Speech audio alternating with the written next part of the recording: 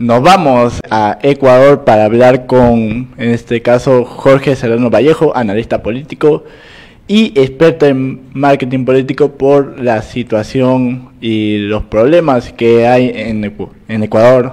Hay protestas en el país norteño entre la policía y la población nativa, que ahorita lo conversaremos en más detalle con Jorge. ¿Qué tal, Jorge? Bueno, muy buenos días. Bienvenido a Ánfora 2022.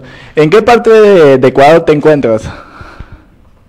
Muy buenos días, estimado amigo. Un agradecimiento por esta nueva oportunidad para conversar con ustedes y con los hermanos y hermanas del Perú. Por medio de este enlace también hacer llegar los parabienes hacia la salud de nuestro común amigo Néstor.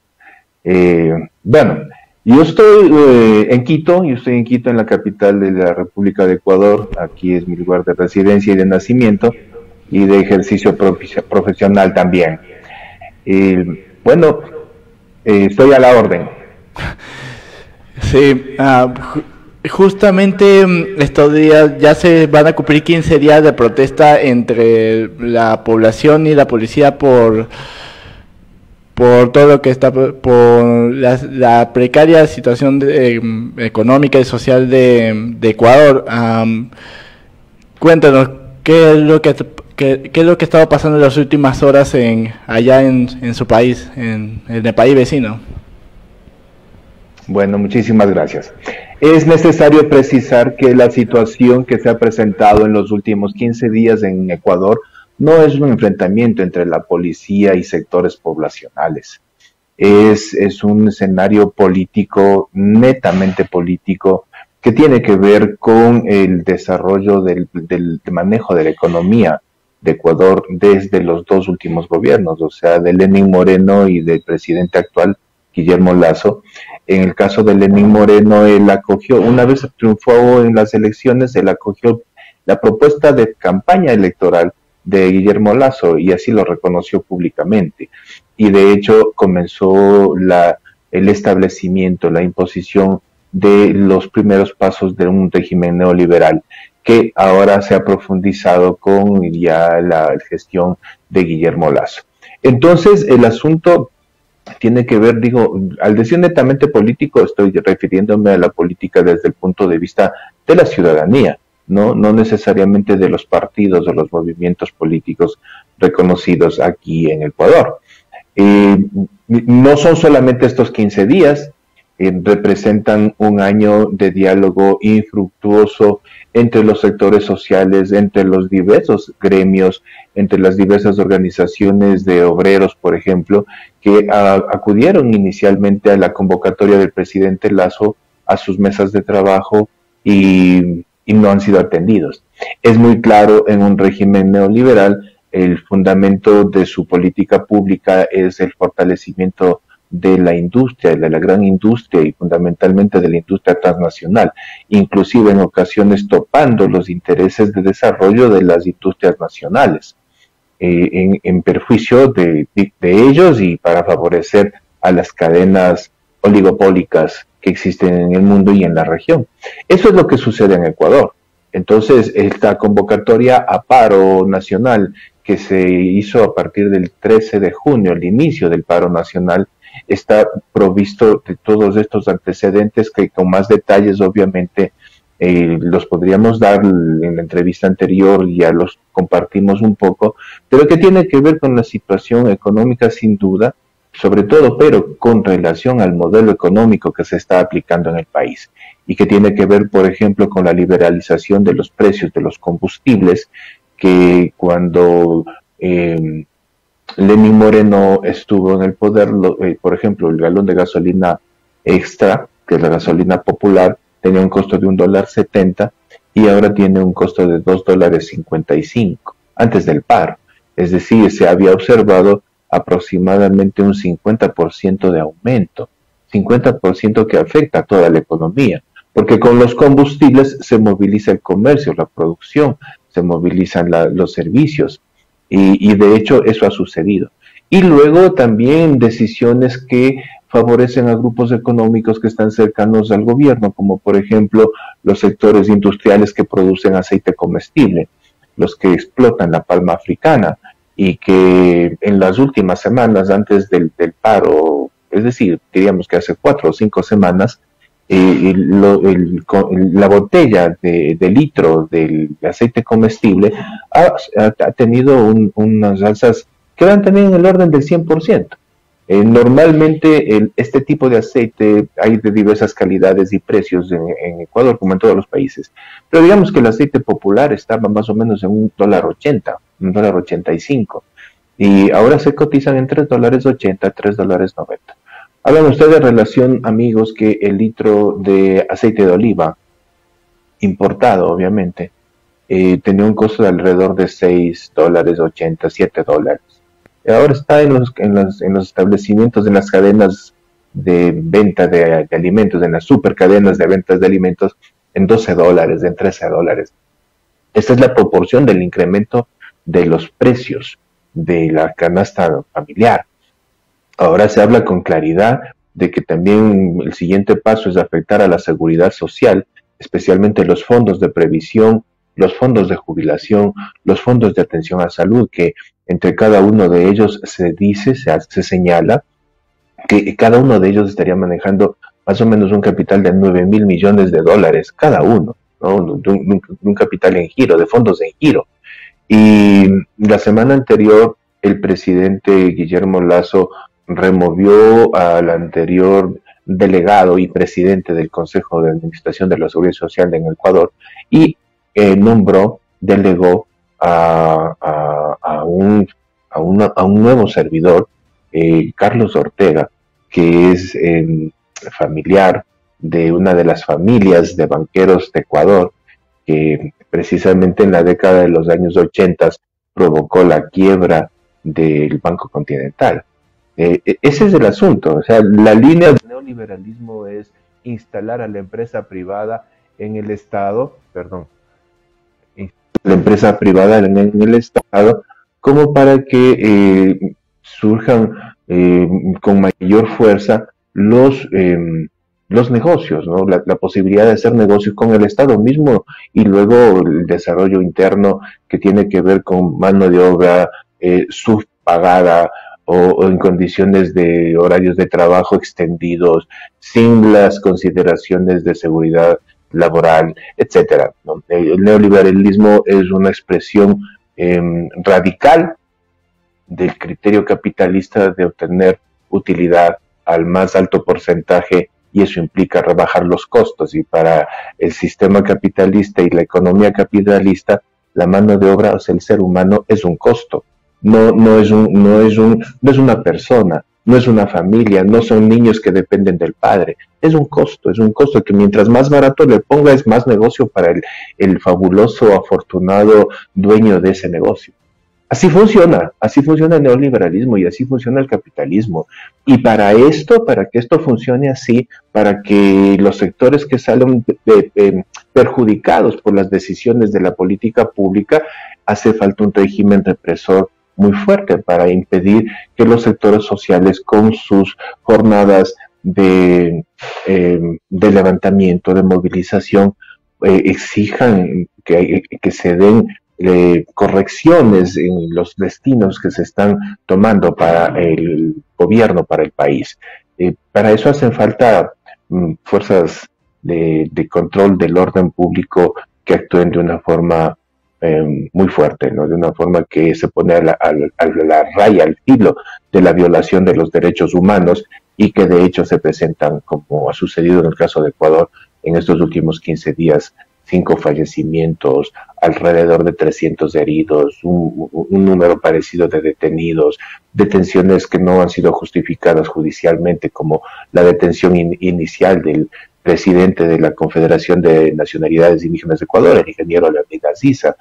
En fin, una serie de violaciones a los derechos humanos que implican las distintas aristas desde las cuales se tiene que ver al neoliberalismo, no solo en Ecuador, sino en donde se lo ha aplicado, en Argentina, en Chile, de la década de los 80s, también en Perú, ustedes tienen experiencia también en este asunto, en Colombia en el 2019, en Ecuador también, en Bolivia al momento del golpe de Estado en contra de Evo Morales, en Chile del año 19 también.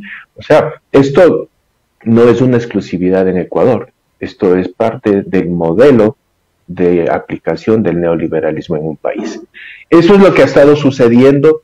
Lamentamos mucho, por supuesto, los ecuatorianos, como yo diría todo el mundo, como en cualquier nacionalidad, aspiramos a vivir en paz, pero en una paz que no esté silenciada por la injusticia, o sea, no una paz en silencio por las armas, por las balas, por las bombas lacrimógenas. No, nosotros aspiramos a vivir en una paz que sea una paz de armonía, una paz de racionalidad, una paz de justicia, una paz en la cual los sectores sociales tengan la posibilidad de desarrollar una vida, un proyecto de vida, un plan de vida que garantice su desarrollo humano, que garantice la felicidad. ¿Por qué no podemos los ciudadanos del mundo y los ciudadanos latinoamericanos hablar del tema de la felicidad? ¿Por qué tenemos que decir que las poblaciones tienen que sobrevivir y que con que tengan un salario mínimo para su subsistencia es suficiente? Con que no se mueran de hambre está bien. No, no es así. La política moderna, la política para este siglo y para lo que viene por delante, tiene que ser una política que establezca ya definitivamente, que erradique de la historia de la humanidad ese carácter expoliador de una clase o de unos gremios productivos en contra de otros, y de las personas más aún que no tienen nada que ver en la producción más que ser empleados, mano de obra calificada, técnicos, profesionales especializados, pero que no dejan de ser empleados y engranajes en una gran maquinaria de la cual los dueños son apenas unos pocos. No lo digo yo solamente, lo dicen premios Nobel de la Paz, de Economía, como por ejemplo Joseph Stiglitz, ¿no? Lo viene diciendo permanentemente, y tampoco lo dicen solamente en economía, lo dicen gente que está en otras áreas técnicas como en el cine, muchos directores que lo están denunciando en la literatura, etcétera, ¿no? Así que la situación en Ecuador tiene esos contextos, mi estimado amigo. Es una situación difícil, muy delicada, porque la movilización social que está convocada por la CONAIE, pero que además ha tenido la respuesta y el respaldo y la participación de otras organizaciones nacionales como la FEINE, la PAB, bueno, son ya un número importante, y que está convocando también en estos próximos días y semanas a que sean otras adicionales las que vayan a apoyar, no necesariamente el concepto y el hecho del paro nacional, ¿no? Sino el hecho yo diría, el establecimiento de una mesa de trabajo técnica en la cual moralmente el gobierno va a tener que acudir para analizar y discutir su línea económica en un real diálogo con todos los sectores sociales y técnicos, los sectores de academia, los gremios profesionales, como para que puedan, digo yo, tener la posibilidad de analizar a fondo cuáles son las desventajas de lo que está pretendiendo hacer este gobierno y levantar propuestas nacionales que tienen que ver con que la posibilidad de que el Ecuador se convierta en una acción en la cual todos los sectores puedan tener acceso de felicidad. Y cuando yo digo todos los sectores, digo los empresarios, los exportadores, los importadores, pero también, por supuesto, los obreros, los trabajadores, los estudiantes, los artistas, los profesionales, o sea, todos. Un país no se puede convertir en la propiedad de unos pocos. No debe seguir siendo así. La política de este siglo, insisto, y de lo que viene por delante, tiene que convertirse en realidad en el ejercicio sano, saludable, noble de la construcción de consensos, de la construcción de planes nacionales en conjunto y del establecimiento de espacios en los cuales todos tengamos participación. Ya es suficiente de que el Estado, el gobierno, esté cooptado por un solo sector, y que ese sector entre a la cancha como cuando nosotros, y me supongo que allá en Perú también, en son de broma, cuando se va a jugar fútbol en el barrio, se dice, la pelota es mía y yo decido cuándo comienza y cuándo termina el partido. Cojo la pelota y me voy. No puede ser así. No puede seguir siendo así la política, ni aquí ni en ningún otro de los países de Latinoamérica. Tenemos que construir consenso, y eso implica que los pueblos y los ciudadanos podamos, en efecto, ser partícipes de ese Estado, de la conducción de ese Estado, de la planificación de ese Estado, del volver realidad nuestro sueño de país, nuestro sueño de felicidad, insisto, por tercera vez, ¿no? No puede ser una política, no puede ser un gobierno, no puede ser un Estado en el cual lo que se dice es, usted no tiene por qué preocuparse del precio de la gasolina, del precio del gas o del precio de los alimentos. Es una cuestión técnica que el gobierno lo dice y si tiene que subir y usted tiene que pagar. No es así, no es así. Esos tiempos se están acabando. Son siglos en que la humanidad ha funcionado así y ahora se demanda con absoluta fortaleza que los distintos pobladores, las distintas ciudades, los distintos territorios, los distintos grupos y asociaciones tengan un rol en la definición del Estado. Eso le podía comentar, estimado amigo. Sí, un amplio panorama que nos contó sobre la situación que hay allá en Ecuador. La verdad, la política neoliberal que está afectando a la población y que la ha obligado a salir a las calles, y también una situación de pobreza que la gente no hay una política adecuada para la población en Ecuador, y eso se está manifestando. Y bueno, siempre protesta, pero en este caso ya hay muertos, o sea, lo que implica que seguro va a seguir hasta que haya una solución. Pero aparte de esta mesa de trabajo técnica que debe haber para solucionar estos problemas, ¿qué es cuál es la situación de la población? Aparte de la pobreza, aparte de las condiciones precarias de salud, de economía, lo que nos comentó de la gasolina que está en aumento, ¿qué es lo que también demanda la población aparte de lo ya comentado, estimado? Bueno, la población tiene varias demandas, ¿no? La plataforma del paro consta de 10 puntos que van desde el punto justamente de lo que hablábamos de los combustibles. También topa el tema de que por constitución en Ecuador se ha prohibido, si quieren dar el primer paso en la privatización de los sectores estratégicos y los servicios hacia el pueblo ecuatoriano, o sea, petróleos, minería, puertos, aeropuertos, son intocables, no se pueden tocar, eso es patrimonio del Estado, que quiere decir patrimonio de los 16 millones de ecuatorianos que somos ahora. Bueno, son varios puntos de vista, como le decía, el tema de salud, el Sistema Nacional de Salud fue absolutamente desmantelado desde el inicio del gobierno de Lenín Moreno, y nos cogió la pandemia con un sistema desmantelado que al inicio no pudo reaccionar frente a la pandemia, y seguramente ustedes vieron escenas como las de la ciudad de Guayaquil, cuando a los cadáveres víctimas del COVID se les sacó a la calle porque no había una autoridad que vaya a recoger los cadáveres de los hogares donde habían fallecido. O sea, un sistema de salud que, tal como lo plantea el neoliberalismo, o sea, convertirle al Estado en tan pequeño, tan ineficiente, con tan poca gente, que no alcance a atender las necesidades concretas y que por lo tanto deba ser la empresa privada la que asuma esos servicios. Entonces, como resultado de esto, ese sistema de salud así estaba. Llegó la pandemia, no lo pudo atender, y al principio esto fue muy difícil. Ahora, el sistema de seguridad social, por ejemplo, en su área de salud justamente, adolece de una desprovisión total de medicamentos y de insumos, inclusive para la realización de exámenes de laboratorio, de insumos quirúrgicos, ¿no? Hay problemas en la compra de estos materiales, hay lentitud, pero lentitud provocada, ¿no? Lentitud provocada como para demostrar que el Estado, otra de las máximas que suelen tener los neoliberales, que el Estado es un mal administrador. Y la empresa privada, en cambio, sí, ¿no? De alta gerencia. Pero no, lo que sucede es que cuando están, como en el caso actual de Ecuador, cuando están en el gobierno, lo que hacen es desmejorar los sistemas que ya estaban instalados y que ya dieron muestras de que el Estado sí es un buen administrador y que sí puede llevar adelante proyectos con una visión estratégica nacional, ¿no? de largo y mediano impacto. Bueno, le decía, el sistema de salud ahora está en soletas, los enfermos llegan, se encuentran con un médico, pero el médico solo puede diagnosticar. Cuando hay medicina puede dar una receta para retirar de las boticas instaladas en las propias casas de salud.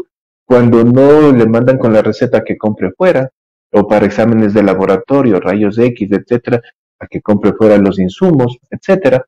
Hasta hace unos 2 meses y medio, posiblemente esto llegó a un nivel tan fuerte que el gobierno tuvo la iniciativa que corresponde a su ideología económica de concesionar la entrega de las recetas que la seguridad, digamos que la salud pública daba a los ciudadanos en las cadenas privadas de boticas.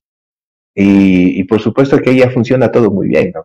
Por supuesto, ahora entonces la gente sale con la receta, va a la botica particular, le entregan y la botica particular con esa orden, con esa receta, con esa factura, cobra al Estado a finales de mes. Y ahí sí el Estado paga eficientemente, rápidamente.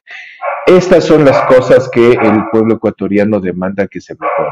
Hay que tener presente que Ecuador sale de un periodo hasta el 2017, desde el 2007 hasta el 2017, en el cual pudo constatar y verificar que el Estado sí puede ser un gran administrador, un brillante administrador, cuando gobiernan personas que tienen en realidad como único interés el beneficio de todos y el bien común, ¿no? En donde hubo muy altos índices de desarrollo humano, de eliminación de la pobreza extrema, de la desnutrición infantil, hablábamos del analfabetismo erradicado, en fin, o sea, un sinnúmero de situaciones, carreteras de primer orden. Las carreteras de Ecuador fueron evaluadas como las segundas de mejor calidad en América Latina, después de las de Chile. Por ni sé cuántos años consecutivos tuvimos el segundo mayor salario mínimo de América Latina, después de Panamá y en otro caso después de Chile. Los gobiernos asiáticos nos llamaron el jaguar de América. O sea, el pueblo ecuatoriano se acostumbró a saber que su gobierno sí es capaz de construir un futuro deseable, un futuro de derechos, un futuro de bienestar para los ciudadanos. Entonces, encontrarse nuevamente con esta situación de un Estado que se desarma de forma deliberada y que empieza a hacer crisis y que la gente nuevamente vuelve a tener, como en la década de los 80, los 70 y los 90 del siglo pasado, vuelve a tener este tipo de problemas, vuelve a sentir la angustia de la crisis económica, de la subida de precios, del desempleo. El desempleo es una situación ahora tremendamente caótica, o la inseguridad, que eso nos ha afectado muchísimo. El Ecuador entero no sabe responderse cómo es posible que dos gobiernos, el de Lenín Moreno y más el de actual, el de Guillermo Lasso, no haya podido controlar la crisis en las cárceles ecuatorianas. Y que pasando 2 meses o 3 meses, cada ciclo trimestral, haya una novedad en alguna de las cárceles grandes del Ecuador con una matanza como ustedes han visto en las noticias internacionales. ¿Cómo es posible que se haya entregado el control de las cárceles y no haya policía, ni ejército, ni fuerzas armadas que entren a controlar? Y ahí moralmente también la gente se ha dicho en estos 15 días de paro, viendo el despliegue de represión policial en las calles de Quito y de las otras ciudades del país, se ha preguntado, ¿y por qué no hacen esto para controlar la situación en las cárceles?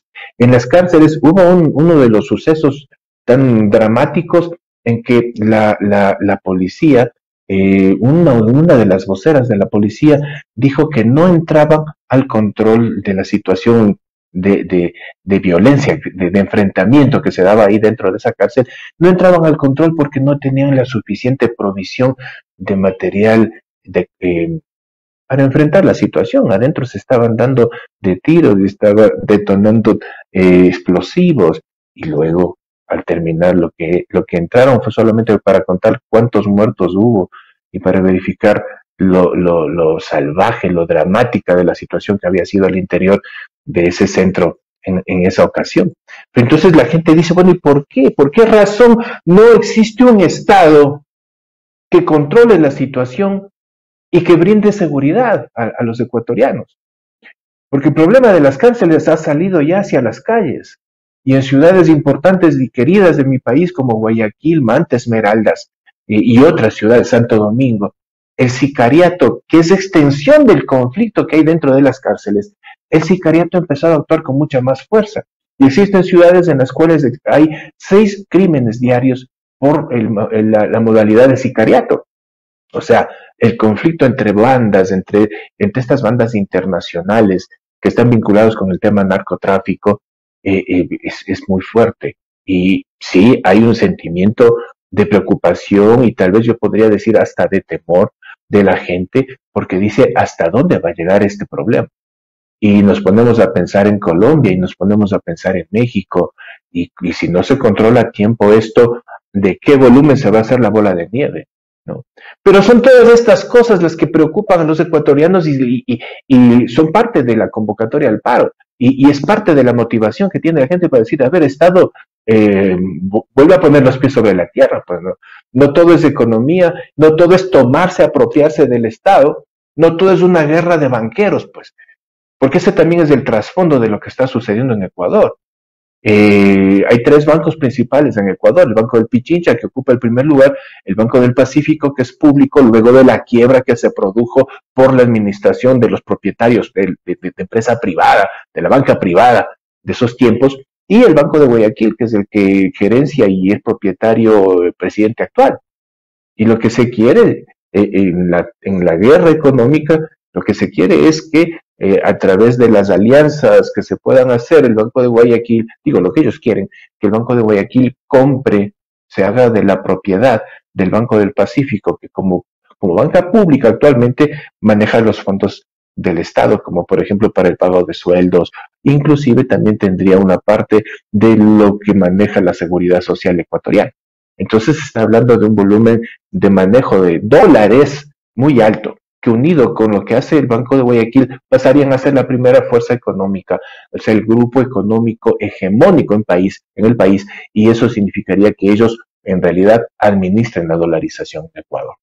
Esas son las otras cosas que están en el trasfondo, ¿no? Eso es importante saber, por eso era importante hacerles saber también que se ha nombrado como nuevo delegado y presidente de la Seguridad Social del Ecuador a un familiar vinculado con las familias de banqueros de Ecuador, la familia Ortega. Um, ¿Qué pedimos? ¿Qué se pide? ¿Qué pide el Ecuador? El Ecuador está pidiendo que el Estado vuelva a ser el ente que planifica y regula la vida de los ecuatorianos, que se piense en la educación, que se devuelva el presupuesto para la educación. Como 3 veces se ha reducido el presupuesto para la universidad, para las universidades y el presupuesto para la enseñanza secundaria. No se diga para la educación intercultural bilingüe, que esto fue un logro del movimiento indígena hace, no sé, 18 años, 20 años aproximadamente, cuando a través de sus movilizaciones se logró que se reconozca sus derechos y que se reconozca también la necesidad de que la educación occidental, entre comillas, no les obligue a ellos a perder su historia y sus tradiciones, su costumbre, su idioma, y que ellos puedan tener con todo derecho, porque son parte importante del Ecuador, de la cultura ecuatoriana, que ellos puedan tener su educación en su idioma también, además del español, y que puedan estudiar también sus héroes, sus costumbres, su forma de ver el mundo, el universo, la relación con los astros, la forma en la que cosechan y siembran, etcétera. Pero entonces ese sector estaba absolutamente desprovisto de presupuesto. Y ha sido uno de los resultados del paro nacional. El paro nacional ha provocado ya que el presidente tome 2, 3 decisiones que, digamos, son interesantes. Una de ellas que se ofreció duplicar, se ofreció porque aún no se ejecuta, duplicar el presupuesto para la Dirección de Educación Intercultural Bilingüe, que estoy planteando justo en estos momentos. Otro de los logros es que se haya levantado el estado de excepción en Ecuador, que fue el amparo con el cual la fuerza policial actuó de una manera tan desmedida, tan fuerte. Y un tercer punto que es el que se ha producido ayer y que en estos momentos hace debate en el Ecuador. El presidente ha señalado que se va a producir una disminución en el precio de la gasolina extra en 10 centavos. es decir, a $2.45. Esto ha provocado reacciones de diversa índole, como por ejemplo señalar que el pueblo ecuatoriano y la gente movilizada no está pidiendo caridad ni que le lancen unas monedas, está sosteniendo que se cambie el modelo económico de desarrollo del Ecuador. Tengo conocimiento de que los colegios de ingenieros, tanto de minas y petróleos como químicos, perdón, y algunas otras ingenierías están por hacer un pronunciamiento público en estos días en el cual ellos van a sustentar técnicamente que el precio del galón de gasolina, digamos, extra, que es la popular, podría ser establecido en $2.10, guardando ya un margen importante de manejo, una franja que vaya hacia el presupuesto del Estado, es decir, no a pérdida y tampoco bajo el concepto de subsidios, que es algo que por largos años la derecha y el neoliberalismo trató de que se levanten los subsidios en Ecuador. Ahora los combustibles están establecidos por una banda de flotación que dice, imagínense ustedes, para Ecuador el petróleo es uno de los recursos muy importantes, pero este sistema de banda flotante implica que si es que el petróleo a nivel internacional sube, suben los combustibles de consumo interno. O sea, lo que antes significaba una alegría para los ecuatorianos que el barril de petróleo suba de precio, ahora es un castigo, es una noticia que da terror, porque sube el precio del barril de petróleo a nivel internacional y automáticamente los combustibles de uso generalizado suben. O sea, el Estado recibe más recursos por la venta de los barriles de petróleo y más recursos por lo que le saca de los bolsillos a las personas que tienen que poner combustible para la movilización de sus vehículos. Esas cosas están sucediendo en Ecuador, esas son las razones por las cuales se ha convocado al paro nacional. La Asamblea Nacional, por iniciativa del bloque Unión por la Esperanza, UNES, el día viernes anterior propuso el inicio del trámite de constitucional de destitución del presidente. Esto fue calificado. El día sábado se realizó la primera sesión, duró hasta aproximadamente las 2 de la madrugada ya del día domingo, y el día domingo se produjo la segunda jornada de esta misma sesión, que fue hasta más o menos las 11:30 de la noche de ayer. Y los pronunciamientos, terminó el debate, los pronunciamientos de los 135 asambleístas darían a entender que no existe mayoría para que prospere esta solución constitucional, es decir, el procedimiento solicitado por el bloque de UNES. Está pendiente, como digo, la votación para el día martes a partir de las 11 de la mañana. La Asamblea terminará con este tema. A partir de entonces, nuevamente volverán los ojos, yo digo, a cómo se soluciona este pliego de 10 puntos que ha levantado la CONAIE. Y yo pienso y estoy seguro que las mesas de conversación y diálogo van a ser la alternativa. Y mucho más si se trata de las mesas de carácter técnico. O sea, las organizaciones que, en mi criterio, las organizaciones que pueden convocar al establecimiento de mesas de diálogo tienen que ser los gremios profesionales y los gremios académicos, los sectores académicos que aborden la temática, superando inclusive el enfoque político, que puedan abordar entonces el enfoque técnico y un análisis serio para el Ecuador. Por eso digo yo que esta coyuntura no termina con el paro nacional. Yo creo que va a extenderse y va a continuarse ya en el análisis técnico y luego tendrá que llegar al punto en el cual el gobierno deba tomar decisiones de política pública en base al pedido de estos 10 puntos que les comento y en base también a la construcción de un proyecto nacional que acoja y atienda a la mayoría del Ecuador. Wow, este panorama es así extenso, pero la verdad el público como nosotros lo hemos entendido perfectamente, que la población en Ecuador quiere que se reconozca sus derechos y costumbres y que haya un modelo adecuado de economía que este paro nacional es producto de los 10 puntos que nos mencionó sobre las demandas que quiere el pueblo ecuatoriano, que haya un mejor sistema de un mejor sistema de salud, de la disminución del precio de la gasolina, porque la gasolina, al igual que acá en Perú, también está subiendo como en las nubes y eso no le conviene a la población. Y esperemos que estas mesas de trabajo den sus frutos para que estas demandas sean bien recibidas e incluso pueda haber un acuerdo entre las partes, porque eso es lo que se quiere, que ya no haya más muertes como las que nos contó, que hay 5 muertes y más de 300 heridos. Así que, bueno, el panorama está así. Un comentario final de usted, mi querido amigo Jorge, de esta situación, un comentario final sobre qué es lo que, aparte de estas asambleas, qué es lo que cree que va a pasar en Ecuador después de esta asamblea, después de estos votos, después de estas mesas de trabajo. ¿Cuál es el panorama futuro? Bueno, estaremos pendientes a lo que responda la dirigencia del Paro Nacional, a lo que responda el ingeniero Leonidas Issa y la mesa de 53 dirigentes de las organizaciones que han convocado a este paro.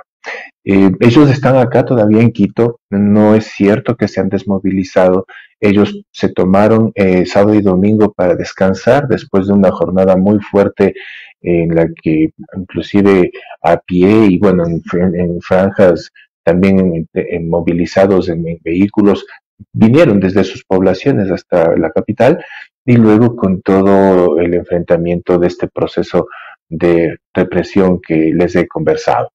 Ellos están acá, ellos están guardando alojamiento en las 2 universidades que abrieron sus puertas en función de convertirse en zonas de paz, en cordones humanitarios. La Universidad Central del Ecuador, que es la universidad decana aquí en nuestro país, y la Universidad Politécnica Salesiana, que están ambas más o menos en una zona de intermediación con el escenario de conflictos, que sería la Casa de la Cultura Ecuatoriana, el Parque Elegido, el Parque al Arbolito y la Asamblea Nacional, ¿no? Que están todos en la misma zona aproximadamente. Esperamos a ver cuáles son sus pronunciamientos, también tenemos que estar pendientes del pronunciamiento del mundo político, cuáles son los otros criterios que van a exhibir los partidos que han estado inmersos en el debate del procedimiento de destitución solicitado por el bloque de UNES, ¿no? Unión por la Esperanza. Veremos cómo reacciona la población. Hay situaciones muy difíciles, muy fuertes, como por ejemplo la postura asumida por partidos como Izquierda Democrática, que representa aquí a la socialdemocracia y que lamentablemente, diría yo, para las personas que son simpatizantes de esa organización, en las exposiciones que hicieron ayer los diputados que son de ese partido, dejaron ver que ellos van a negar, a dar su voto negando el trámite que se ha dicho, y partidos como el Partido Social Cristiano, que ha hecho pronunciamientos similares, obviamente el partido de gobierno y otros sectores independientes que luego de haber llegado a la Asamblea Nacional representando un partido político, se desafiliaron para colocarse en calidad de bloque de independientes. Esto estamos pendientes. Otro de los resultados de este paro nacional, sin duda, es que va a afectar al panorama electoral. Ecuador, el 5 de febrero del próximo año, elegirá alcaldes, prefectos provinciales y también vocales de los gobiernos parroquiales y también concejales municipales. Por supuesto que los sucesos de estos 15 días, los pronunciamientos públicos que han hecho los distintos partidos, voceros, dirigentes de esos partidos políticos, van a significar también resultado electoral. De eso esto es seguro y esto es una consecuencia, yo diría que hasta lógica de lo que sucede. Así que en estos días próximos estamos esperando hoy el pronunciamiento de la CONAIE y las otras organizaciones y veremos cómo se desarrolla, ¿no? Nosotros obviamente estamos en la línea de la paz, sin duda, también estamos en la línea de la Constitución, sin duda. Lo que nosotros buscamos es que, digo yo como pueblo, ¿no? Es que el gobierno enmiende los errores, fortalezca sus aciertos, escuche, que haga un gobierno para todos. Así que eso es lo que yo podría comentar de lo que fueron estas 2 semanas, estos 15 días del paro nacional en Ecuador. Son múltiples sectores que se sumaron, los barrios de Quito, organizaciones gremiales, organizaciones sociales, organizaciones de derechos humanos, nacionales y también delegados de organizaciones internacionales que vinieron a hacer veeduría sobre el respeto, pronunciamientos de la Corte Interamericana de Derechos Humanos y de Amnistía Internacional inclusive, en donde se decía que esa penosa muerte del ciudadano Huatatoca en la ciudad oriental amazónica del Puyo, que le atravesó su cavidad ocular un proyectil de bomba de lacrimógena, y fue muy dramático el asunto. Bueno, el informe de estas organizaciones dice que este es un caso que podría ser tomado como una ejecución extrajudicial. O sea, Ecuador en estos momentos debe tener una de las preocupaciones más centradas en que se impida que se establezca una línea violenta de irrespeto a los derechos humanos. Desde todos los lados, ¿no? O sea, desde el Estado y desde la sociedad. No debemos caer en ese remolino que se convierte en la violencia y la contestación a la violencia. Eso es lo que le puedo comentar, mi amigo.